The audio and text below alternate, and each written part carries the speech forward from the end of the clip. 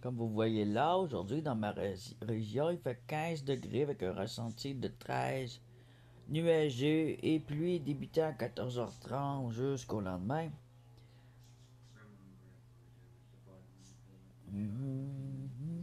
Humidité 87%, alors froid humide, c'est pas très génial. Demain, par contre, on va avoir un 23 avec du soleil. Pas trop de vent. Température ressentie 25. Je vais pas m'en plaindre. Alors demain, ça va être un rockanding, une suite sur la route, sur le bord de la route. Et bon, à l'endroit que j'ai été à la chasse aux agates, j'ai fait une partie 1, une partie 2. Parce que ma chasse aux agates avait duré une journée. La vidéo donc était longue, donc j'ai fait une partie 1, une partie 2. Mais demain, je vais faire une suite. Ouais, je vais faire une suite. Ça va être une partie 3 de chasse aux agates. Je me concentre sur les agates.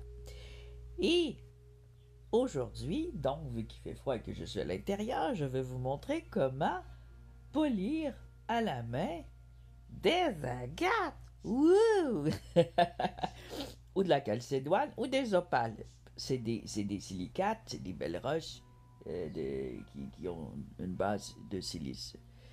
Alors, ils sont un peu dans la même famille, je dirais, mais je vais vous montrer les différences, puis je vais vous montrer comment les travailler à la main. Ouais!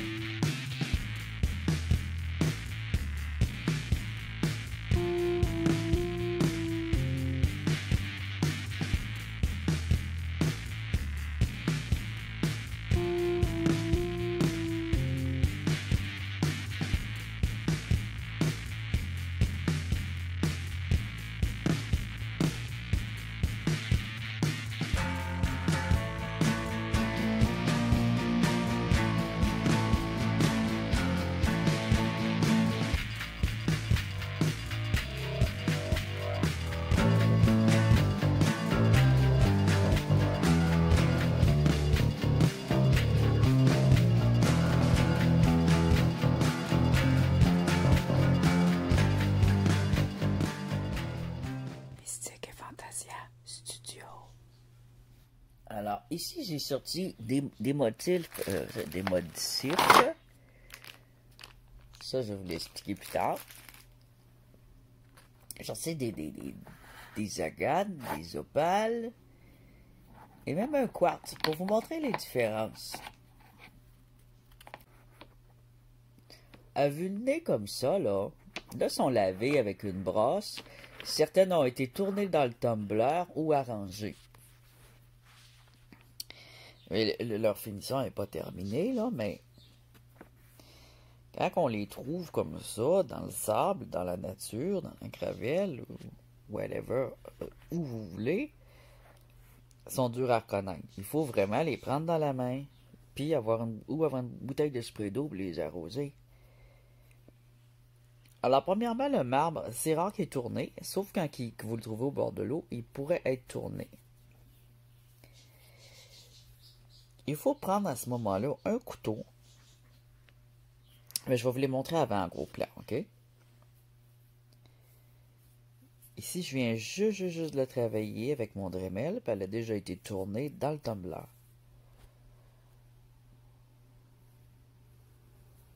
Ça, c'est une opale blanche.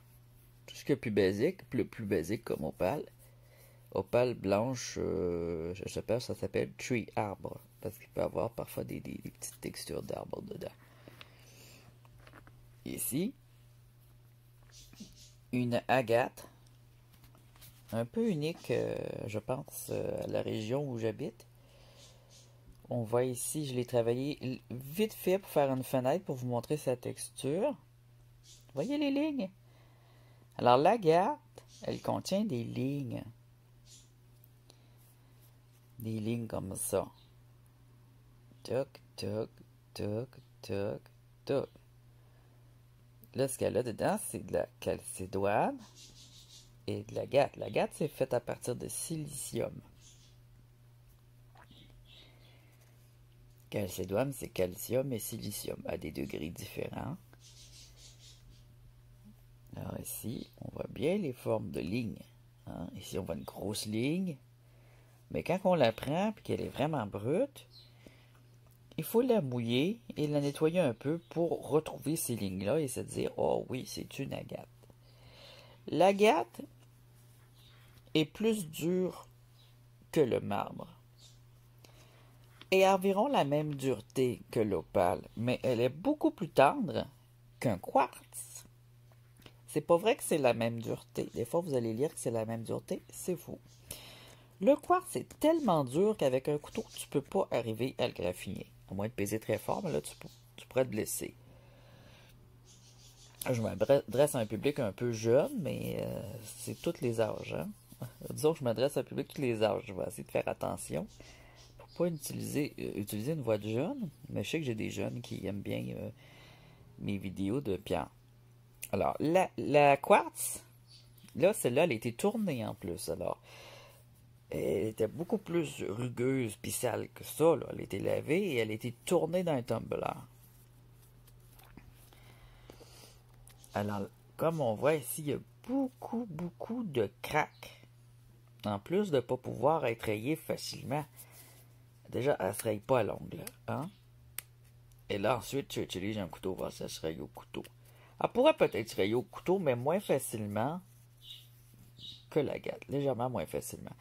Alors, la quartz, on la qualifie de 7-8 dans sa dureté. L'agate est plutôt dans le 7, 6,5, 7. L'opale aussi, 6,5, 7. Mais la différence entre l'opale et l'agate, c'est la texture.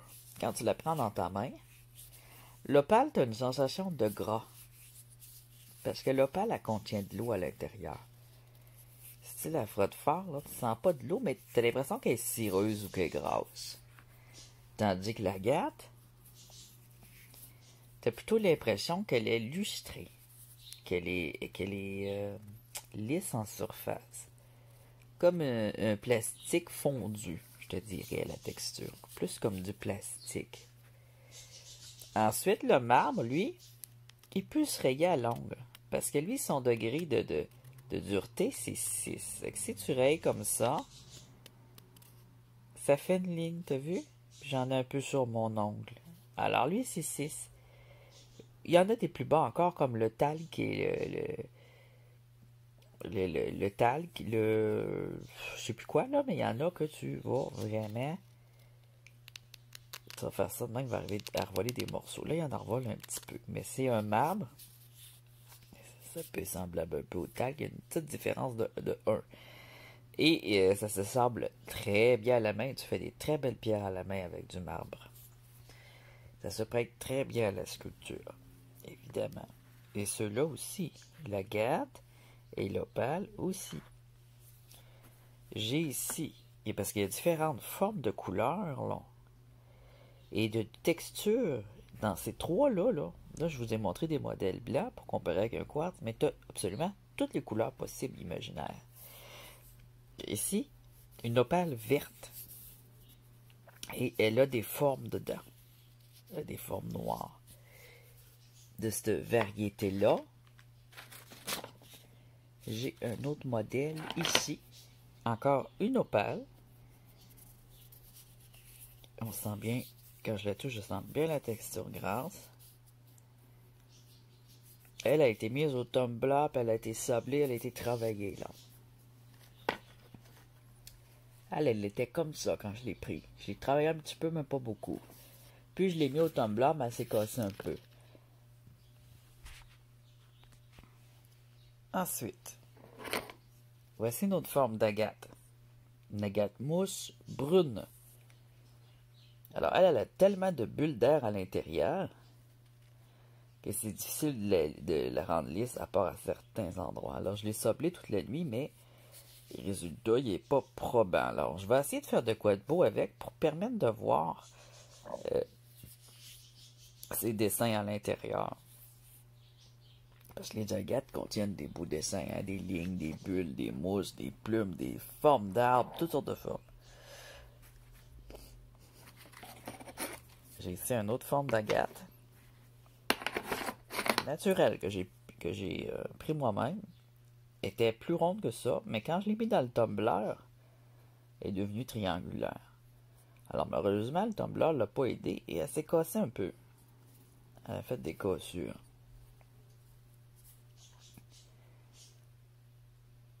On voit aussi qu'il y a des petits cristaux un peu, tu sais qu'elle brille un peu comme un cristal. On voit encore des formes, hein, des formes de nuages, beige, des lignes. Vous voyez ici les petites lignes? Un tissu d'agate. C'est une très belle agate. Mais en la mettant dans le tumbler, j'ai perdu son lustre. Je l'avais fait travailler à la main. Puis après, j'ai regretté. Mais je voulais la finaliser au tumbler et ça a fait l'inverse. Ça l'a rendu opaque et pas très jolie. Alors qu'elle était rendue très jolie. Elle a travaillé à la main et elle s'est cassée à différents endroits. Ça, c'est parce qu'elle s'est cassée ici. C'est pour ça qu'on le voit le côté cristallisé. Alors, ici, on a une calcédoine. Calcédoine, c'est dans la famille... dans les mêmes familles que les agates. Et celle-là, les grises. Là, je lève un petit peu. Ah ouais, elle a encore de la poudre que je... Alors ça, c'est une possible agate. Alors, on va vérifier ensemble si c'est une agate ou une quartz. Je peux soit la graffiner au couteau ou soit la graffiner avec mon Dremel. Elle va réagir différemment d'une quartz. Alors, la quartz, je la passe au Dremel. Ça me prend un matériel. Je vais finir de vous montrer les roches que j'ai ici, là. J'ai ici une possible agate aussi à travailler. Je vais voir si c'est une agate. Elle est tellement sale qu'on ne la voit pas bien. Ça, c'est une agate. Je le vois bien. On voit les lignes. À travailler aussi au Dremel. Mon tumbler il est brisé, alors ça donne bien. Moi, je l'ai commandé un autre, mais en attendant... Ça, c'est louche. J'ai l'impression d'une opale. Mais c'est particulier comme roche. Je suis pas sûr, je connais pas ce. J'ai fait des recherches, j'ai pas trouvé. J'ai du rouge, j'ai des picots noirs, j'ai du blanc. Je veux la travailler encore plus parce que plus je travaille, plus qu'elle brille. Elle brille beaucoup plus qu'une opale. Elle a des reflets dedans ici. Là, elle a des petits reflets. Donc, c'est pas une opale, mais elle est semblable. Faut que je trouve son nom. Et j'ai vu quand je la mets au soleil, elle fait les côtés rouges, c'est plein de petits... on dirait que c'est tout des glitters, c'est tout brillant. C'est superbe. Alors, pour dégrossir, j'en ai vu qui prenaient ça, mais moi, je prends ça ici. Alors, ça, c'est une scie à diamant. Ça, c'est pour le métal d'habitude. Vous pouvez l'utiliser, là. Mais si vous voulez arranger un quartz, c'est sûr que ça va vous prendre ça, puis ça va faire des flamèches. Alors, il faut un gilet que ça ne dérange pas qu'il y ait des trous de brûlure dessus. Il faut aussi des lunettes protectrices pour les yeux tout le temps quand vous faites ça. Et si vous utilisez vos lunettes de vue comme protection, ils vont se faire graffiner. Les miennes sont toujours très graffinées, mais maintenant j'ai des lunettes protectrices pour mes yeux. Ça, c'est des papiers sablés. C'est pour le bois. Moi, j'utilise pas ça pour les roches. Mais si vous avez une roche tendre, comme un marbre ou un talc, vous pourriez utiliser du matériel pour le bois. Mais si vous avez une roche devant vous, utilisez du matériel pour les roches ou pour le métal. Ça, c'est pour polir à la fin. Ça se défait. C'est un caoutchouc, genre de caoutchouc. Ça, c'est pour travailler les pierres. C'est toutes des mèches à diamant pour faire des bijoux. Hein? Faire des petits détails. Ça, vous pouvez l'utiliser pour votre pierre dans l'étape 2. Première étape, on dégrossit avec ça. Je vais vous le montrer. Deuxième étape, on vient sabler avec... Moi, j'utilise les vertes. Les roses, je les trouve pas assez solides. Les roses, c'est bon pour le marbre. On dirait que ça prend... Moi, ça me prend du vert. Le vert, là, est très efficace. Alors, je vais utiliser la pierre à poncer ici, verte. Alors, on commence par dégrossir. Ensuite, on utilise une pierre à poncer. Ça, c'est une pierre à poncer aussi. Vous pouvez en avoir des très grosses, là, comme des blocs de briques. Puis là, vous pouvez frotter votre pierre dessus. Je vous ai montré aussi une fois qu'on peut le faire aussi sur une pierre, une vraie pierre qu'on trouve dans la nature qui est rugueuse, comme une pierre sandstone, une pierre de sable, un granit, une autre pierre rugueuse qui est très dure. Vous pouvez l'utiliser pour travailler vos pierres dessus.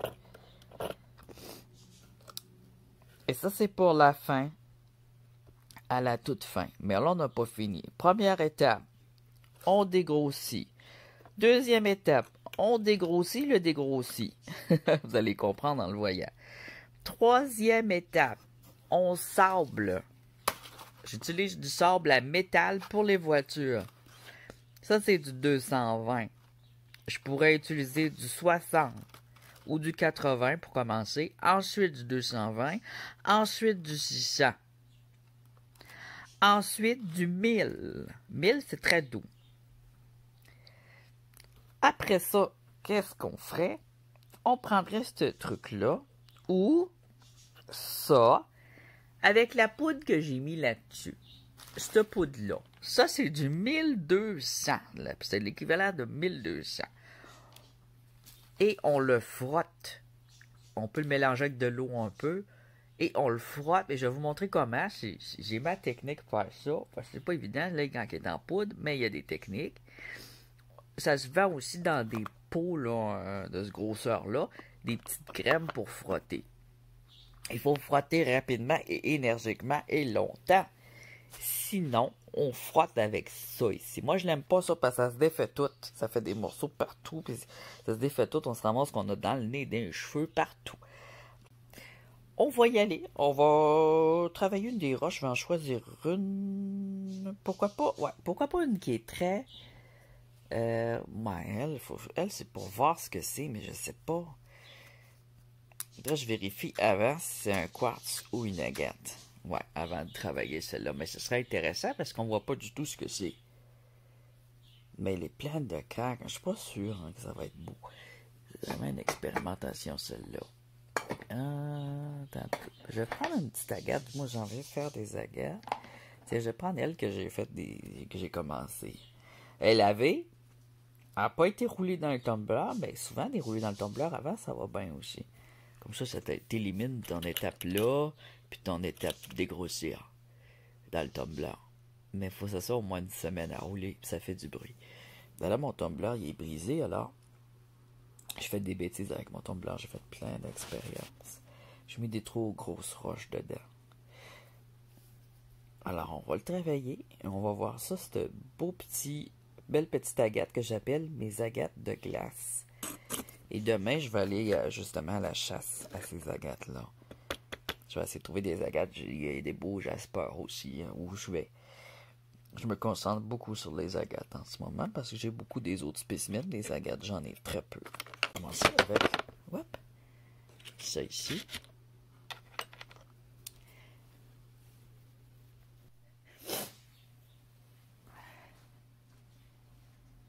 Bon, je vais tasser ma manette.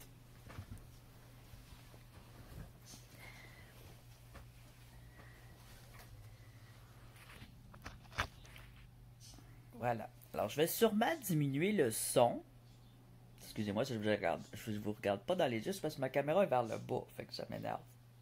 Je regarde l'écran, mais je suis porté à regarder à droite, je sais pas pourquoi, mais j'ai pas les yeux. Moi, j'ai pas une très bonne vision, alors faut pas capoter sur le fait que je regarde pas toujours au bon endroit.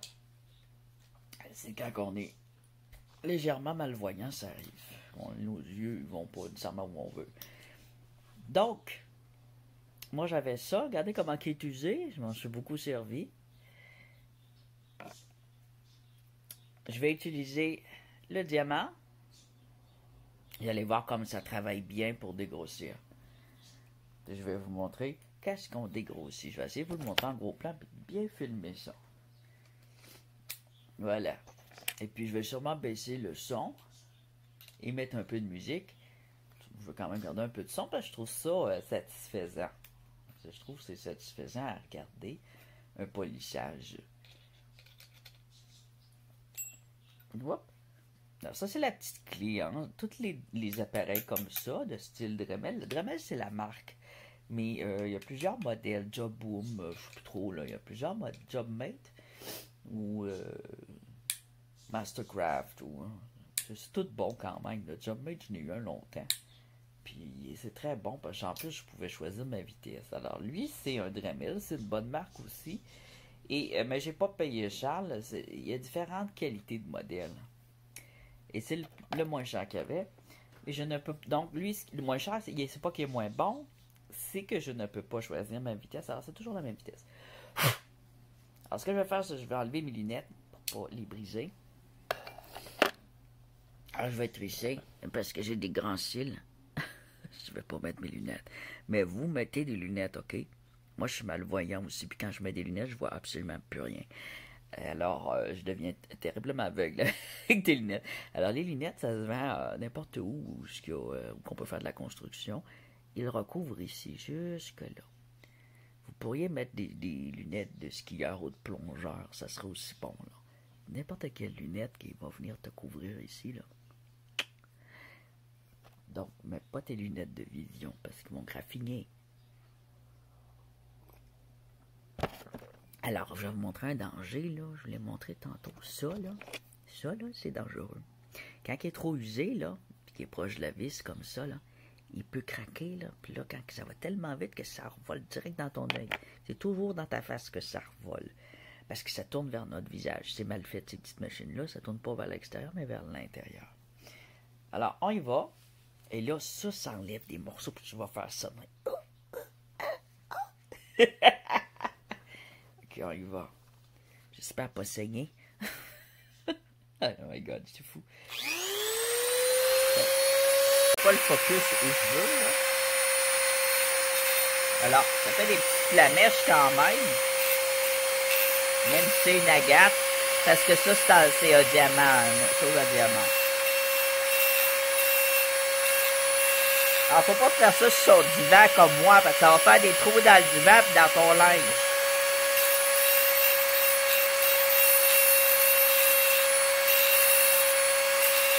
Faites ce que je dis, pas ce que je fais.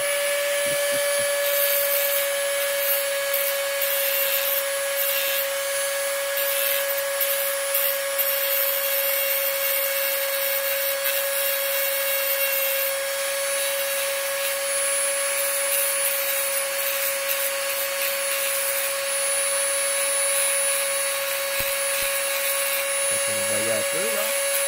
Alors, faut pas la mettre de même. Faut la passer un petit peu. Comme ça. Ça, tu peux voir.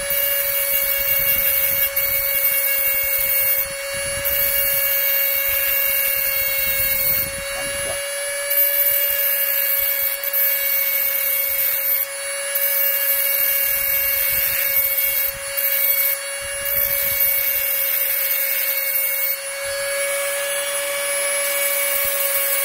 J'utilise aussi la surface. C'est là qu'il y a tous les petits diamants, là.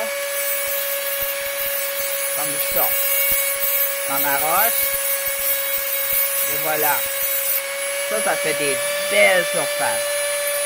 Et pour enlever les morceaux qui ressortent, je les coupe.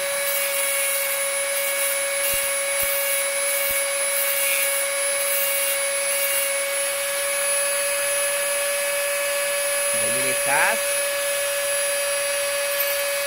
Il faut être très prudent.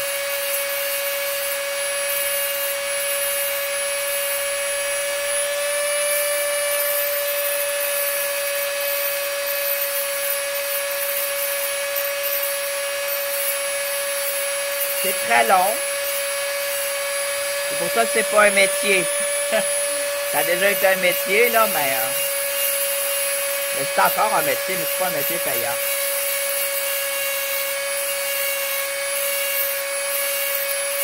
Sculpteur, là, c'est pas payant. Ça n'a jamais été payant.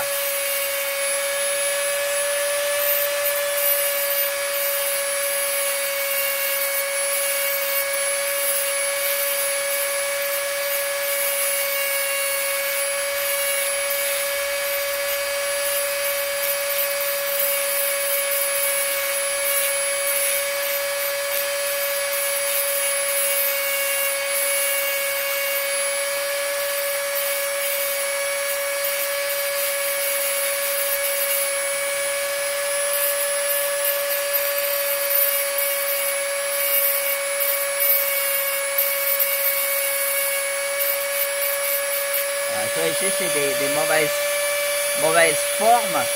J'ai plus de travail dans ce coin-là.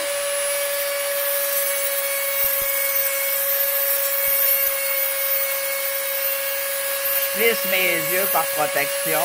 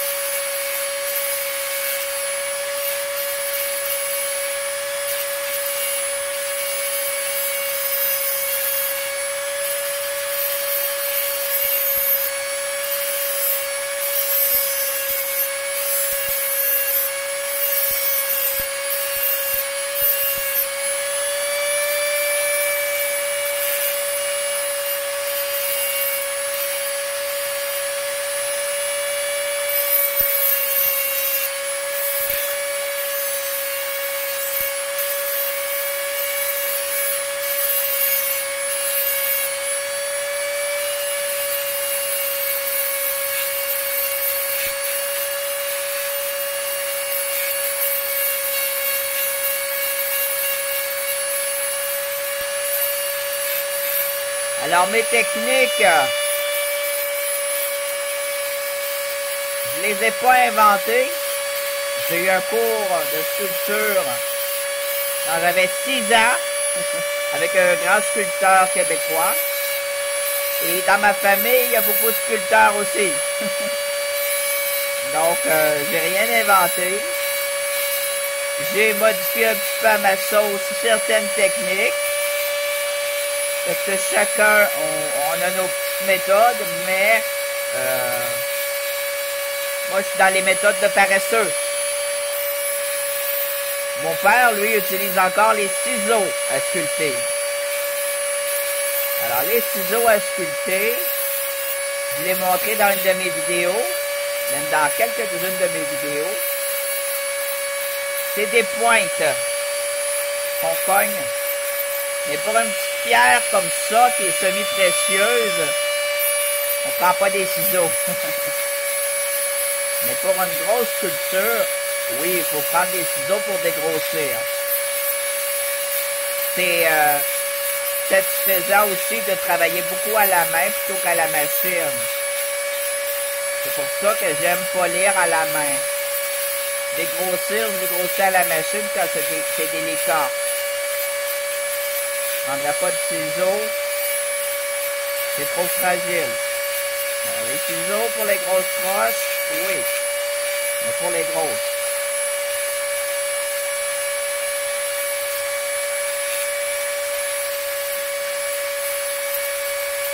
Les ciseaux, ça coûte pas cher. C'est accessible pas mal à tous les âges. C'est pas très dangereux. C'est moins dangereux qu'une machine automatique comme celle que j'ai là. Vous pourriez perdre un œil, vous coupez, vous brûlez. Mais ça, c'est pas pour les enfants, un Dremel.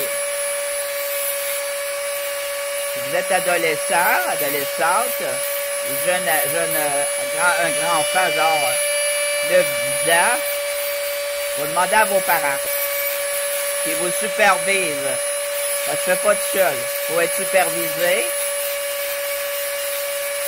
Quand on commence, on est supervisé. Après ça, on est assez expérimenté pour le faire soi-même.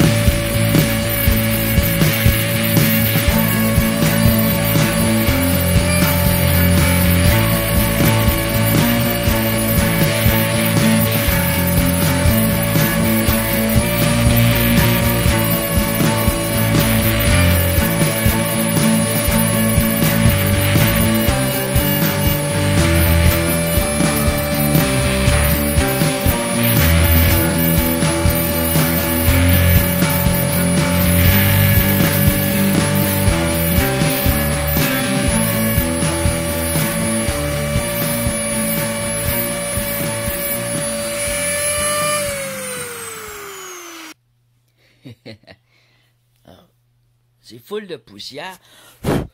Dans le cellulaire aussi, dans ma barbe. Regardez ça.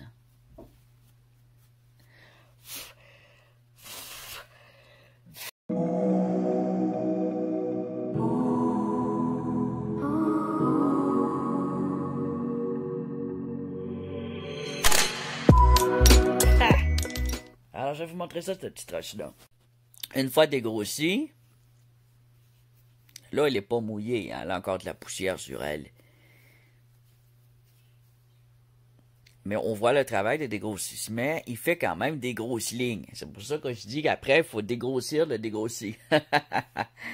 C'est qu'il faut tout éliminer ces lignes-là et rendre sa surface de la forme qu'on veut. Alors moi, ce que je prends, c'est une forme libre. J'utilise la forme naturelle de la roche. Je ne la modifie pas, je fais seulement la perfectionner. C'est une forme que j'appelle libre, mais c'est forme naturelle améliorée, en version améliorée, parce que j'aime avoir la forme naturelle d'une roche, qu'elle ait l'air naturel tout en étant douce. Elle a besoin d'une douche, oui, moi aussi. Alors, qu'elle soit douce et jolie. On voit quand même, malgré la poussière, les lignes au travers. On va aller la mettre sous l'eau un peu, tiens. Puis on va la regarder parce qu'on a vu avant comment c'était rough, on voyait pas très bien les lignes typiques des agates. Et maintenant, je vais pouvoir vous montrer ça. Ça va vous aider à reconnaître vos agates. Ah, la couleur change tout de suite, hein? Alors maintenant, oh, les belles lignes. Les belles lignes, les belles couleurs.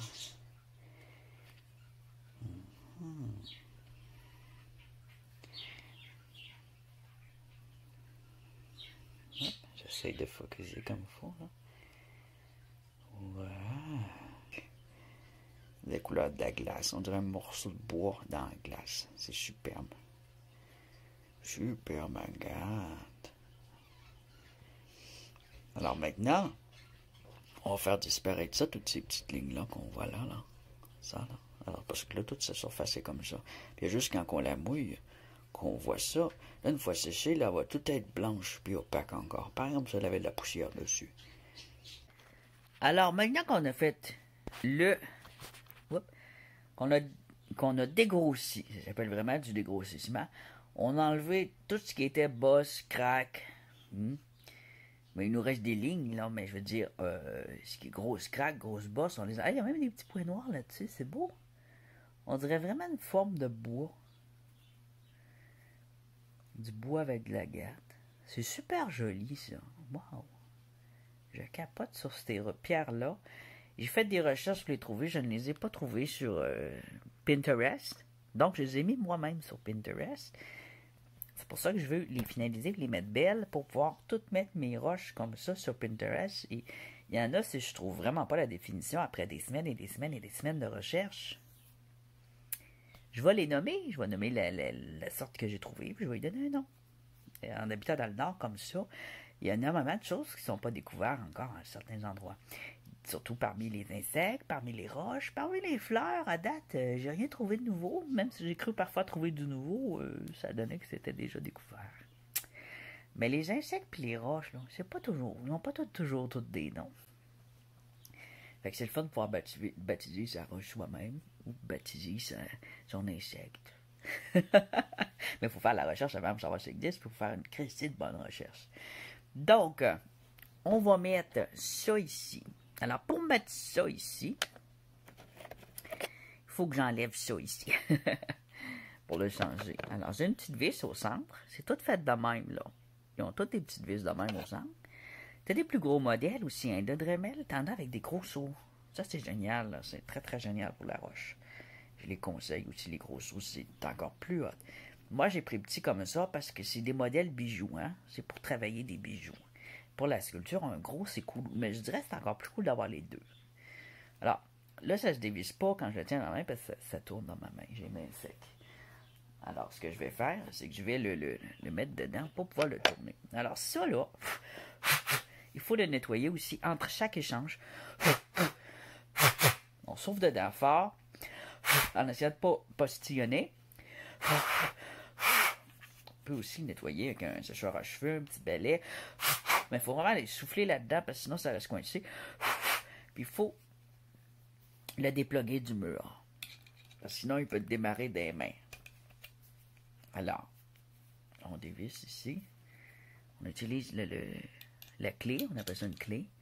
Et on le dévisse. Il ne faut pas se tromper de sens. Mon autre dremel, je l'avais brisé parce que je m'étais trompé de sens. Je l'ai trop serré, puis ça l'a défoncé tellement j'ai serré fort. Je me rappelais jamais dans quel sens, là. Avec ma petite mémoire de poisson, là. Alors, je sais pas si tu le vois bien. Le petit washer, il faut le garder. On chauffe un petit. Il y a un petit peu de rouille, il commence à être vieux. Alors, c'est ça, il faut s'assurer que. Il n'y a pas trop de rouille pour qu'il soit. Qu'il se casse. Il faut s'assurer que tout ça, c'est solide. Ça arrive que des fois, on pogne une vis qui est moins bonne, puis qu'elle se craque, puis qu'elle se casse. Même chose pour les petites mèches qu'il y a là-dedans. Alors, il faut s'assurer que tout est. Quand on fait ça, on s'assure en même temps que tout est. Il n'y a rien de cassé. Et je vais venir y mettre un plus gros modèle maintenant. Tout neuf. Je vais le visser. Je commence par visser avec mes doigts. Et je pèse ici pour pas que ma mèche tourne.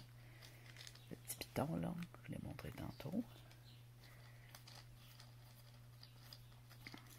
Voilà. Je vais venir visser très serré. Parce que ça travaille, ça force. Ça. Faut mettre ça serré à la planche. Voilà, il est au plus serré possible. Maintenant, il est full solide. Je vais m'ajuster ici. Qu'il soit bien serré. Je vérifie. Oh oui. Il est bien serré. J'enlève ma clé. Il est prêt. Ici aussi, c'est bon de le retirer et d'aller souffler à l'intérieur. Je ne l'ai pas fait, là. Mais j'aurais dû retirer la mèche et aller souffler. Ben, ça fait comme un ciment avec l'humidité, là. Parce que c'est de la poudre de roche. Hein. Ça fait du ciment, ça, de la poudre de roche.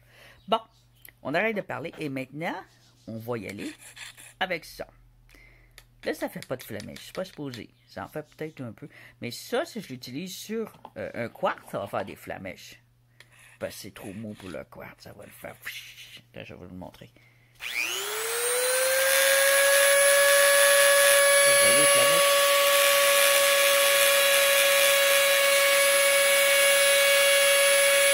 Ça marche un peu, mais le quartz, il se défait tout en petites... vu qu'il est bien dur, il va plutôt se défaire que... En tout cas, ça fait plein de petits morceaux qui revolent dans mes yeux, puis ça défait aussi ce truc-là. Là. Ça le défait plus. Alors oui, j'en ai fait des quartz avec ça, mais là, ça prend vraiment les lunettes, travailler un quartz. Mais pour un quartz, c'est sûr, c'est fatal si tu portes pas de lunettes. Alors, il y a une chose que je n'ai pas dit, ok? J'utilise pas d'eau, ok? Mais ta roche, si tu peux avoir un petit bol d'eau pour la mouiller, c'est bon. Sinon, il faut aller très très vite. Il faut bouger beaucoup parce que aussitôt que tu as de la chaleur, ta roche casse. Ouais. Alors, la roche, c'est pas bon quand tu polis. La chaleur, c'est pas bon pour la roche, excuse. Donc, il faut toujours être en mouvement. Puis des fois, là, je vais vite, là. C'est pour défaire les lignes. Vous allez le voir, là, je vais le faire. Puis vous allez voir un peu ma technique, mais vous ne verrez pas en gros plan. Comme ça, là, ça va pas bien.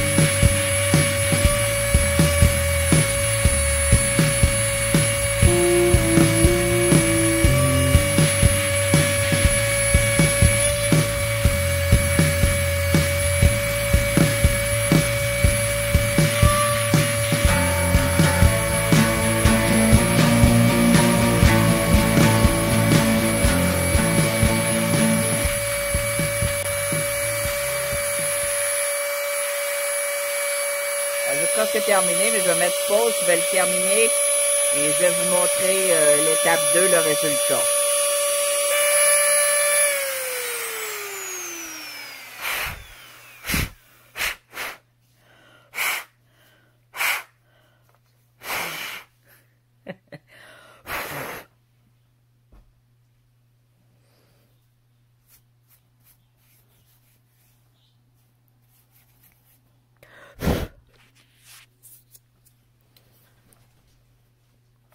Maintenant, j'ai dégrossé le dégrossissement numéro 1, c'est le dégrossissement numéro 2. On va pouvoir commencer le soblage.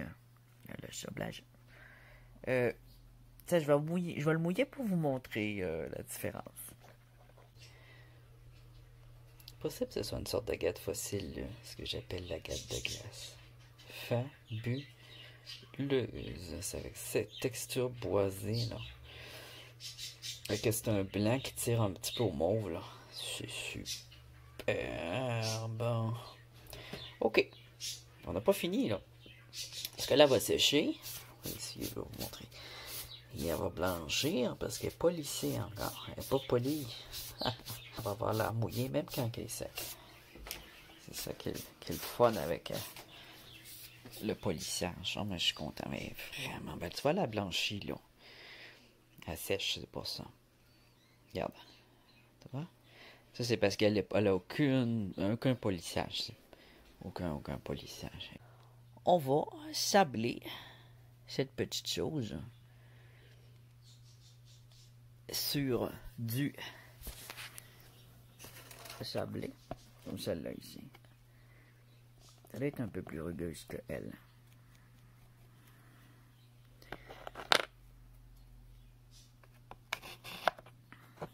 Je vais mettre ça, tiens. Je vais tout faire au Dremel. J'ai tout ce qu'il faut, de toute façon, pour faire au Dremel. Je vais vous montrer un peu le travail au Dremel en même temps. Parce que ça a l'air travail complet au Dremel. J'avais déjà montré le sablage à la main. Et la finition, je vais la faire à la main. C'est la finition finale. Finale, avec la poudre orange. La couleur de la poudre, c'est pas mal le degré. Ça, c'est du 1200, ma poudre orange. Mais ça se vend là, pour différents degrés. Puis, c'est une pierre à polir. Ça fait un bout que j'utilise juste le tumbler. Alors, j'en ai une ici. Une grosse pierre brune, c'est assez grosse. Ça, c'est assez gros. Déjà été utilisé souvent. Normalement, je l'utilise sur mes pierres rouillées, si je me rappelle bien. Tiens, on va voir ce que ça va donner. Si c'est trop rugueux, je vais l'arrêter tout de suite, sinon je vais faire oui avec ma tête, que ça veut dire c'est bon. C'est ce que je veux.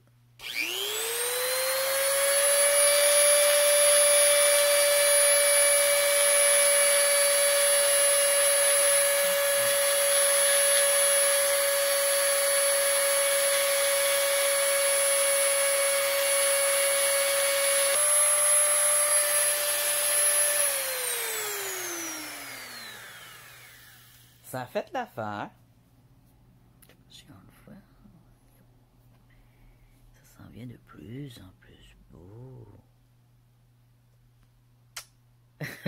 Il est amoureux de sa roche. Ah, je l'aime trop. Ça vient vraiment hot. Ok. Là, on va la mettre, la roue rose. Et ça vient. Il va falloir que je chauffe dedans pour éviter les forçages du moteur, hein, avec dans la poussière. Tout ça, on a entendu tantôt le bruit, là. Le bruit louche.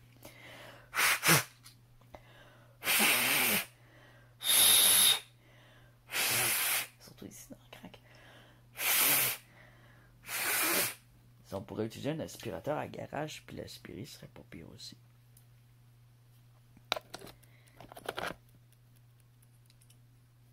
Ça, c'est la petite mèche qui va dedans, là. Ça va ici. Ensuite, je mets ça. Et voilà. Hop, il manque un bout. Je parlais trop vite, moi. Non, mais il est où l'autre bout qui manque?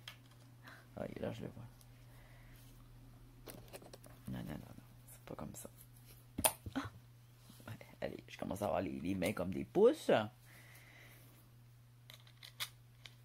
Comme si tous mes doigts c'était des pouces, je veux dire. On a tous les doigts comme des pouces. Comme si tous mes doigts étaient énormes. Ils sont petits, mes doigts. Bon. C'est avec ma grandeur. Petit homme, petit doigt. Grosse tête, grand pied, gros nez. J'exagère. Grandes oreilles. Non, il y a des petits hommes qui ont des gros doigts et des grosses Christine de main. Mais normalement, quand on est petit, on a des plus petites mains. C'est un avantage pour faire des miniatures, des œuvres miniatures. C'est pas du tout un désavantage. Ça enlève pas la force des mains. Ah non. J'ai les mains comme des pinces de crabe. C'est vrai qu'il veut tourner, lui. C'est vrai qu'il veut pas se planter serré. Ah, ça doit être là. Yeah, ça c'est solide.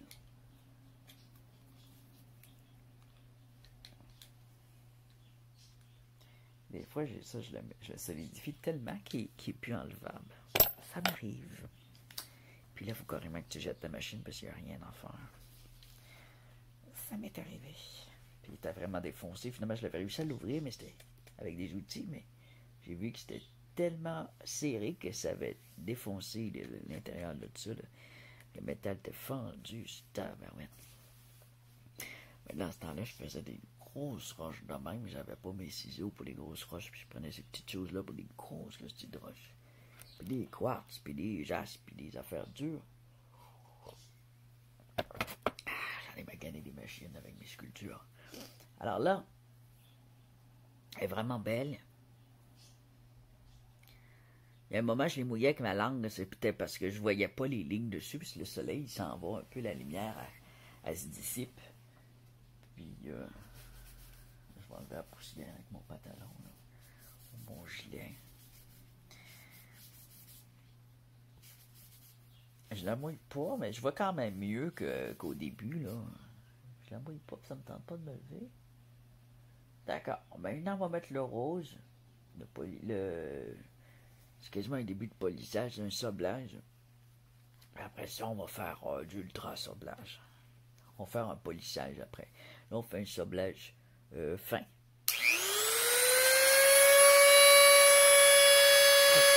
Brillant.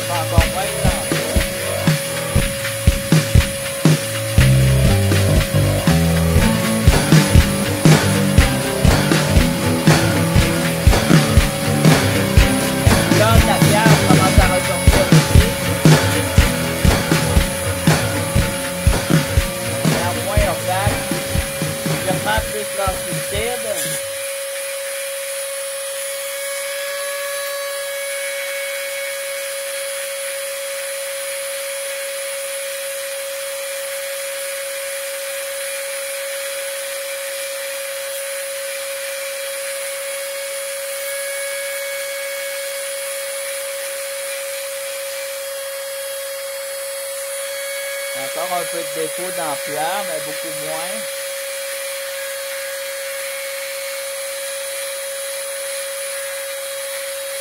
Elle ressemble plus à un morceau de biscuit comme tantôt. Hein? Ça ressemblait à un morceau de pain sec ou de biscuit sec. Là, ça ressemble à une pierre. Une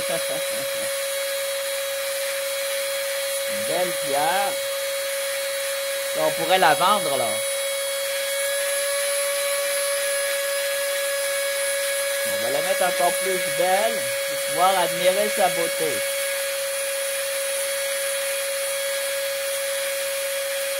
Commence à avoir un lustre aussi. Commence à avoir les reflets. Tranquillement, pas vite, il y a des petits reflets.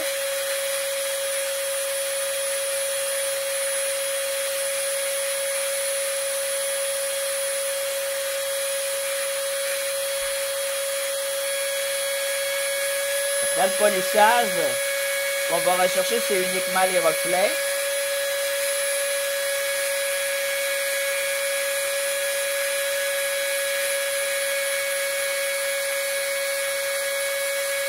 On va la shiner. La partie du fun, c'est le shining. Après ça, on va shiner.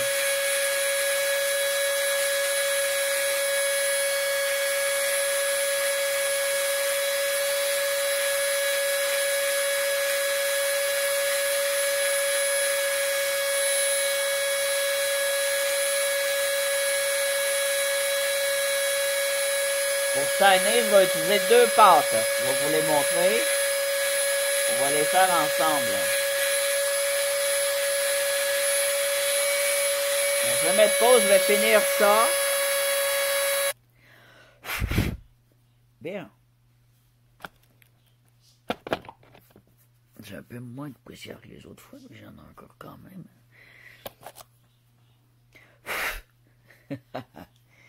Bon. Alors, quand on fait un shining, un lustre à une roche ou un polissage de finition, ce qu'on recherche, c'est le wet look. C'est l'effet mouillé. L'effet lustré en français. J'utilise une petite planche. Ça, c'est un cadre de tableau en bois. Une serviette en coton. Le coton, c'est très bien. Et ma roche. Mais la poudre grise dont je vous parlais. Alors, c'est du carbide boron 600. Alors, ce qui est important à savoir, c'est 600. C'est très cher. Je trouve que c'est très cher. Là, c'est affordable parce qu'il n'y en a pas gros. Il y a juste 50 grammes. Mais je peux vous dire que ça m'a coûté quand même assez cher, je trouve, pour la quantité d'abrasif. Encore un petit peu de cette poudre-là qui, sur ma serviette, va faire une pente. Voilà, là, je n'ai assez. C'est juste une petite roche. On n'a pas besoin d'une tonne.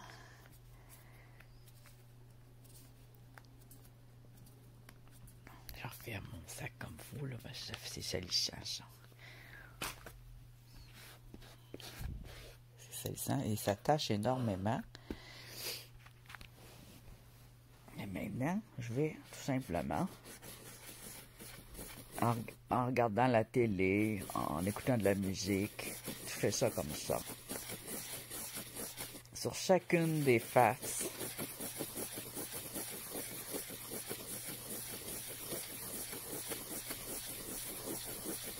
tu vas venir à faire ça rapidement. Comme ça, c'est sûr, tu auras ton effet plus rapide. On n'est pas obligé d'être lent. Ça ne sert à rien d'être lent quand on peut être rapide. Sur toutes les faces.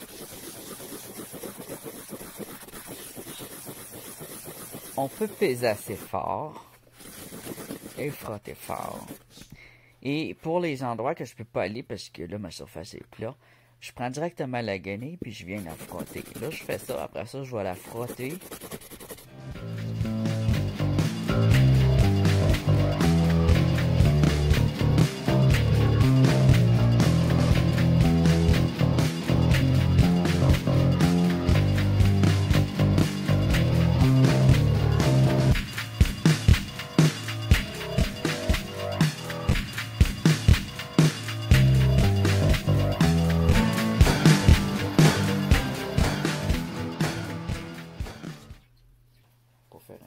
Ça pourrait arriver que ça fasse un trou dans ton linge. Dans ta débarbouillette. Moi, c'est une vieille débarbouillette que j'ai pris. Vous allez voir que je Je polis quand même assez rapidement, là. Je ne veux pas perdre mon temps. Puis je suis habitué de le faire. C'est comme jouer de la guitare, faut pas niaiser. Je vais mettre pause, je vais continuer avec le 600 pendant un petit bout. Et ensuite, on va mettre du 1200. Et c'est là que la magie devrait opérer.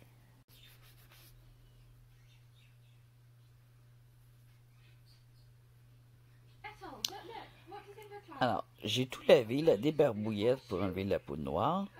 J'ai lavé aussi la pierre que je suis en train de laisser sécher parce que je veux qu'on la regarde juste sec pour voir la différence de sèche avant-après.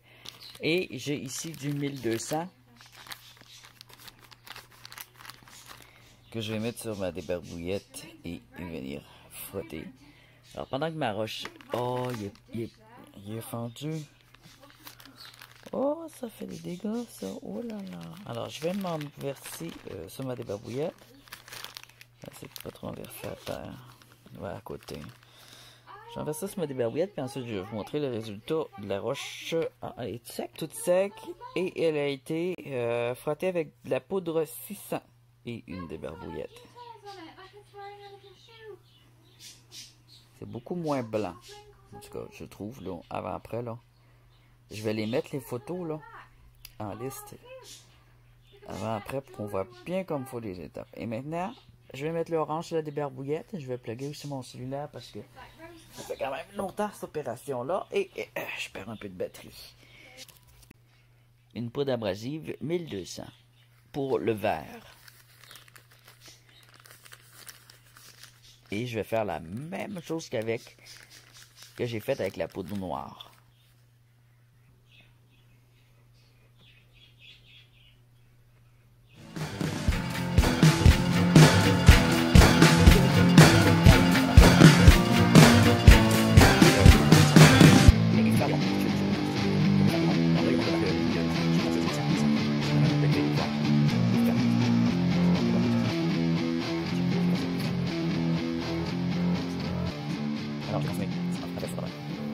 Un long moment. Et je vais vous revenir une fois cela fait. Alors, j'ai fini le sablage avec la poudre orange. Je vais la frotter un peu avec une microfibre. Et ensuite, on va la regarder au macro.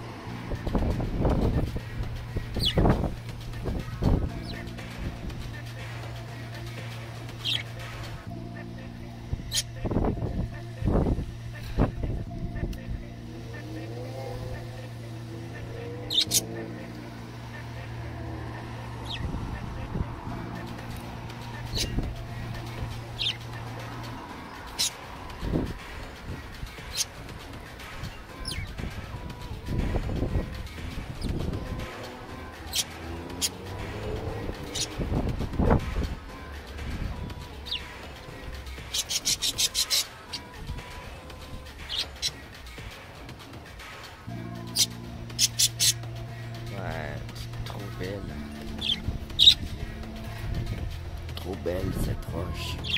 Regardez les couleurs. C'est une joke, c'est ma pizza. Mais vraiment belle. Hein. C'est vraiment beau. C'est trop beau. C'est trop beau. Alors j'ai fait des recherches partout sur le web. J'ai pas trouvé le nom de la roche, mais c'est à base de silice, comme n'importe quelle autre agate. Et c'est un type d'agate. Ça pourrait être une agate mousse, sauf que c'est des lignes, mais c'est à peu près le même contenu qu'une agate mousse. C'est trop bon. Trop bon.